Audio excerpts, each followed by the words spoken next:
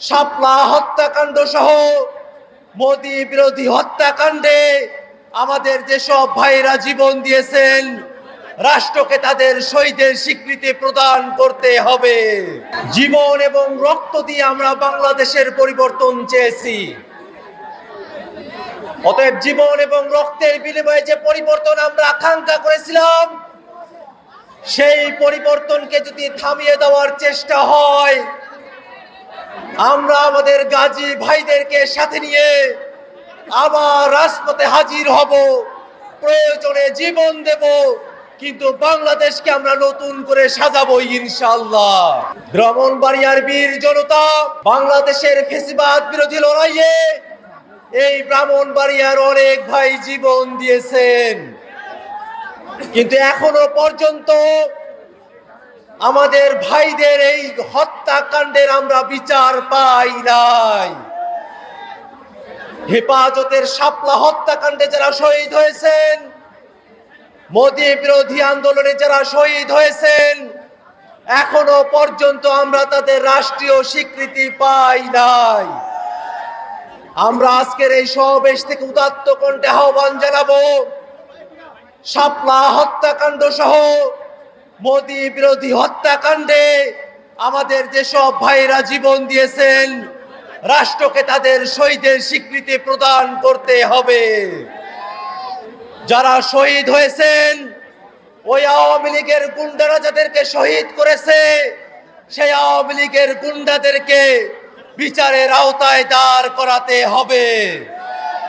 ভাইরা আমার, আমরা যখন সংস্কারের কথা বলি, তখন বাংলাদেশের প্রতিষ্ঠানগুলোকে আমরা ঢেলে সাজাবার কথা বলি।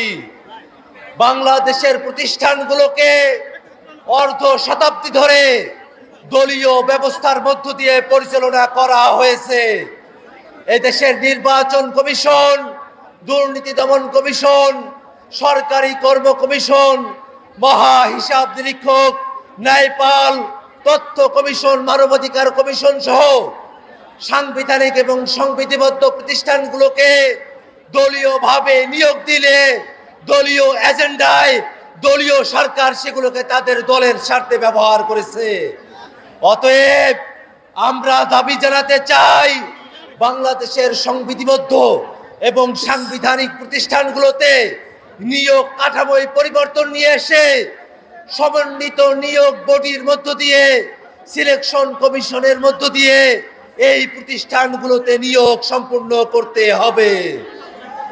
শুধুমাত্র নির্বাচন কমিশনের ক্ষেত্রে ঐক্যমত্য কমিশনের ঐক্যমত্য প্রতিষ্ঠিত হয়েছে, কিন্তু আর প্রতিষ্ঠানগুলোকে সাংবিধানিক প্রতিষ্ঠানের আওতায় নিয়ে এসে নিয়োগ প্রদানের ব্যাপারে বিএনপি সহ কয়েকটি রাজনৈতিক দল তারা বাদ সেজেছে।